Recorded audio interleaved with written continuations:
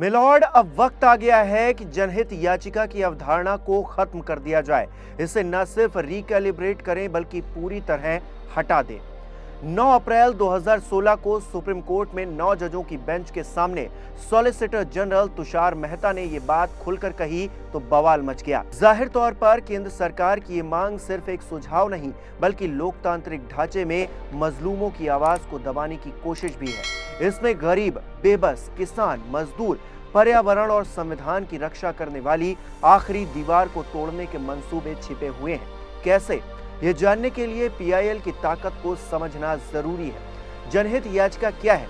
वो हथियार है जो आम आदमी को कोर्ट का दरवाजा खटखटाने और न्याय पाने का अधिकार देता है। इसने लोकल स्टैंडी यानी कि केवल वही व्यक्ति या संस्था अदालत का दरवाजा खटखटा सकती है जिसका मामले में प्रत्यक्ष हित हो या जिसके कानूनी अधिकारों का उल्लंघन हो, उसकी दीवार को गिरा दिया।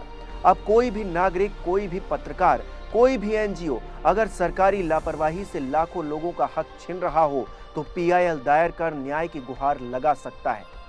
मुंबई कामगार सभा बनाम अब्दुल भाई फैजुल्ला भाई 1976 ऐतिहासिक श्रम कानून मामला जिसमें न्यायमूर्ति कृष्ण अय्यर की बेंच ने कर्मचारियों को बोनस का हक दिया। हुसैनारा खातून बनाम बिहार राज्य 1979 जेलों में दशकों से बंद विचाराधीन कैदियों की दुर्दशा को उजागर किया, त्वरित सुनवाई और मुफ्त कानूनी सहायता को मौलिक अधिकार बताया। लगभग 40,000 कैदी रिहा हुए। एसपी गुप्ता बनाम भारत संघ 1981 वकीलों को पीआईएल दायर करने का अधिकार मिला। अब कोई भी जागरूक नागरिक कमजोर वर्गों के अधिकारों के लिए जनहित में याचिका दायर कर सकता है। People's union for democratic rights बनाम भारत संघ 1982 कोर्ट ने माना कि न्यूनतम मजदूरी से कम भुगतान करना अनुच्छेद 23 के तहत जबरन श्रम है। इसे एशियाड श्रमिक मामला भी कहते हैं। बंधुता मुक्ति मोर्चा बनाम भारत संघ 1984 हरियाणा के पत्थर खदानों में बंधुआ मजदूरों की मुक्ति का रास्ता निकला। बंधुआ मजदूरी को आर्टिकल 21 का उल्लंघन माना गया और कोर्ट ने पुनर्वास के आदेश दिए। एसपी मेहता बनाम भारत संघ के कई मामले जैसे गंगा प्रदूषण केस 1988, ताजमहल बचाओ केस 1996, दिल्ली वाहन प्रदूषण केस, ग्रामीण मुकदमेबाजी और पात्रता केंद्र बनाम उत्तर प्रदेश राज्य 1985, भारत का पहला पर्यावरण पीआईएल जिसने देहरादून में खनन बंद करवाया। विशाखा बनाम राजस्थान राज्य 1997, भावरी देवी गैंगरेप केस के बाद कोर्ट ने विशाखा गाइडलाइंस जारी की ताकि दफ्तरों में महिलाओं के साथ यौन उत्पीड़न रोका जा सके। 2013 का सेक्सुअल हैरेसमेंट एक्ट इसी आधार पर बना। राष्ट्रीय कानूनी सेवा प्राधिकरण बनाम भारत संघ 2014 ट्रांसजेंडर्स को थर्ड जेंडर की मान्यता दी गई, मौलिक अधिकार और आरक्षण का हक भी दिया।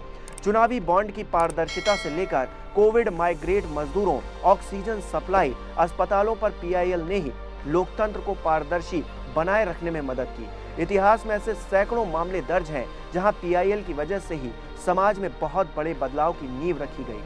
सुनील बत्रा बनाम दिल्ली प्रशासन 1978 जेल सुधार, कैदियों के अधिकारों की रक्षा, यातनाओं पर रोक। ओल्गा टेलिस बनाम बंबई नगर निगम 1985 फुटपाथ पर रहने वालों को हटाने के खिलाफ। परमानंद कटारा बनाम भारत संघ 1989 सड़क दुर्घटना में जान बचाने को प्राथमिकता दी। लिली थॉमस बनाम भारत संघ 2013 सांसद विधायकों की दोष सिद्धि पर तुरंत सदस्यता रद्द हो।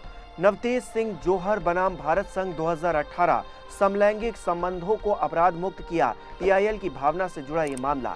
जया ठाकुर बनाम भारत संघ 2026 स्कूलों में फ्री सैनिटरी पैड और सुविधाएं अनिवार्य की गई। हालांकि सरकार ये सब जानते हुए भी कहती है कि अब पीआईएल की जरूरत नहीं है क्योंकि अब ई फाइलिंग है। राष्ट्रीय विधिक सेवा प्राधिकरण और जिला विधिक सेवा प्राधिकरण जैसे संस्थान मुफ्त में कानूनी सलाह दे रहे हैं। न्याय की पहुंच आसान हो गई है। क्या मजाक है ये? जिस देश में 4.5 करोड़ से ज्यादा केस पेंडिंग हो, जहां गरीब इंसान अभी भी वकील का खर्चा नहीं उठा पाता हो, जहां पुलिस प्रशासन के खिलाफ आवाज उठाने वालों को उग्रवादी बता दिया जाता हो, वहां सरकार कह रही है कि न्याय की पहुंच आसान हो गई है और पीआईएल का दुरुपयोग हो रहा है। हाँ, इस बात से इनकार नहीं किया जा सकता कि कुछ पीआईएल फ्रीवोलस हैं, लेकिन सुप्रीम कोर्ट ने खुद गाइडलाइंस बना रखी है। कास्ट लगाई जाती है, पब्लिसिटी इंटरेस्ट लिटिगेशन को खारिज किया जाता है। सीजीआई खुद कह चुके हैं कि कोर्ट अब बहुत सतर्क है। फिर ये मांग क्यों? क्योंकि पीआईएल सरकार की मनमानी का सबसे बड़ा दुश्मन है। जब प्रदूषण फैलाने वाले कॉर्पोरेट बच जाते हैं तो पीआईएल आती है। जब चुनावी चंदे का राज खुलता है तो पीआईएल आती है, जब किसानों की आवाज दबाई जाती है तो पीआईएल आती है। आरटीआई को पहले ही कमजोर कर दिया गया है, अब पीआईएल को भी खत्म कर दो ताकि कोई जवाबदेही न बचे। क्या ये सरकार चाहती है? ये मांग आरटीआई को कमजोर करने, मीडिया पर दबाव डालने, विपक्षी नेताओं को ईडी सीबीआई से डराने के बाद अगला कदम है। सरकार नहीं चाहती कि कोई अदालत में पूछे, भाई 10 साल में बेरोजगारी क्यों बढ़ गई, हवा इतनी जहरीली कैसे और क्यों हो गई, किसान क्यों आत्महत्या कर रहे हैं, महंगाई डायन क्यों खाए जाते हैं। पीआईएल खत्म करने की मांग सरकार की तरफ से जनता की आवाज को कुचल देने की एक कोशिश है, क्योंकि पीआईएल खत्म हुई तो गरीब का कोर्ट पहुंचना असंभव हो जाएगा। अमीर ताकतवर सरकारी लोग ही मुकदमा लड़ पाएंगे। ये लोकतंत्र नहीं, तानाशाही की तैयारी है। सुप्रीम कोर्ट ने अभी सतर्कता बरती है, लेकिन अगर ये मांग मानी गई तो संविधान का आर्टिकल 32 जो मौलिक अधिकारों की रक्षा का हथियार है, बेकार हो जाएगा। अगर पीआईएल गई तो लोकतंत्र का आखिरी सहारा भी चला जाएगा। पीआईएल जनता की आवाज है, इसे खत्म करने की हिम्मत जुटाना ही जनता के साथ अन्याय है। आपको क्या लगता है? आपकी क्या राय है? कमेंट बॉक्स में जरूर बताएं। इस वीडियो को लाइक और शेयर करना मत भूलिएगा। अगर आप हमारे चैनल पर नए हैं तो हमें सब्सक्राइब जरूर करें ताकि हम आपके लिए ऐसे ही वीडियोस और भी लाते रहें।